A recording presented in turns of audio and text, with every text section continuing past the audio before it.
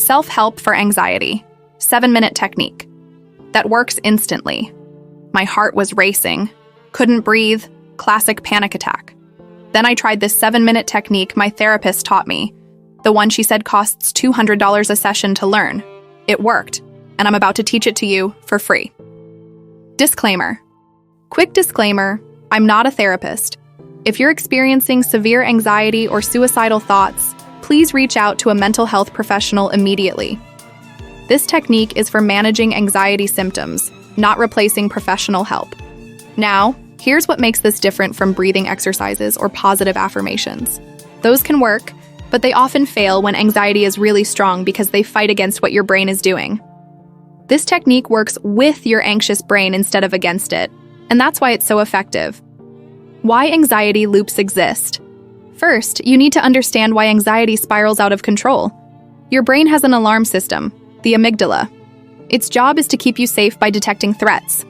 When it senses danger, it floods your body with adrenaline. Heart races, breathing quickens, thoughts speed up. This system saved our ancestors from predators. But here's the problem. Your amygdala can't tell the difference between a real threat and a perceived threat. So when you worry about something, a presentation, a conversation, your health, your amygdala treats it like a lion attack. Your body responds with a full panic mode. Then, and this is the key, you notice these physical symptoms. Racing heart, tight chest, your brain goes, wait, why am I panicking? Something must be really wrong. And it searches for danger. It finds your worried thought and amplifies it. See? This is why we're panicking. Now you're in an anxiety loop. The physical symptoms create worried thoughts, which create more physical symptoms, which create more worried thoughts. Most anxiety techniques try to stop this loop by calming you down. But when you're in full panic, just breathe feels impossible. So here's what actually works. The 7-minute technique. This is called the evidence gathering technique, based on cognitive behavioral therapy. 7 minutes, 4 steps. First step, name the thought. 1 minute. Write down or say out loud the specific thought causing your anxiety, not I'm anxious. The actual thought? Examples. I'm going to embarrass myself at this meeting. This chest pain means I'm having a heart attack. They haven't texted back. They hate me. Be brutally specific. Your brain can't argue with vague feelings, but it can examine specific thoughts. Set a timer. 1 minute. Name the thought. Second step, rate the belief. 30 seconds. On a scale of 0 to 10, how much do you believe this thought right now? 0 equals don't believe it at all. 10 equals absolutely certain it's true. Write the number down. This is your baseline. Right now, in full anxiety, you might rate it an 8 or 9. That's okay. Just note it. Third step, gather contradicting evidence. 4 minutes. Now here's the part that short-circuits the anxiety loop. Set a timer for 4 minutes. List every piece of evidence that contradicts your anxious thought. Not feelings, not maybes, concrete evidence. Anxious thought, I'm going to embarrass myself at this meeting.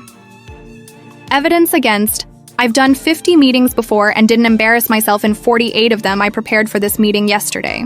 Even if I stumble on words, I've seen others do that and it wasn't memorable. My colleague complimented my last presentation. I know this material well. Anxious thought, this chest pain means I'm having a heart attack. Evidence against, I'm 32 and my last physical was normal. This same pain happened last month and I was fine. The pain moves when I adjust my posture. Heart attacks don't do that. I've had this checked before and it was muscle tension. I'm currently able to think clearly and type this list. Force yourself to come up with at least 5 pieces of evidence. More is better. This is hard when you're anxious. Your brain will resist.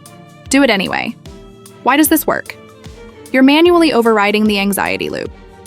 Your brain was selectively finding evidence that supports danger. Now you're forcing it to look at the full picture. Fourth step, re-rate the belief. 30 seconds. Look at your evidence. Now rate your belief in the original anxious thought again. 0 to 10. What happened? In most cases, it dropped. Maybe from a 9 to a 5. Maybe from an 8 to a 3. That drop? That's your rational brain coming back online. That's the anxiety loop breaking. Even if it only drops by 2 or 3 points, that's progress. You've proven to yourself that the thought isn't 100% true, and that doubt is enough to stop the spiral. Real example. Here's a real example from my life. Anxious thought. I'm going to lose my job because I made a mistake on that report. Initial belief rating, 9 out of 10. Evidence I gathered. My boss hasn't said anything about being upset. I've made mistakes before and received feedback, not termination. I fixed the error within 2 hours. My performance reviews have been consistently good. This company has a formal warning process. One mistake doesn't equal firing. I've seen colleagues make bigger errors and keep their jobs. I'm ahead on all my other projects. New belief rating, 4 out of 10. The thought didn't disappear completely, but it went from absolutely certain to possible but unlikely. That's enough. My heart rate came down. I could breathe normally. The panic subsided. Did I lose my job? No. My boss never even mentioned the mistake. When to use.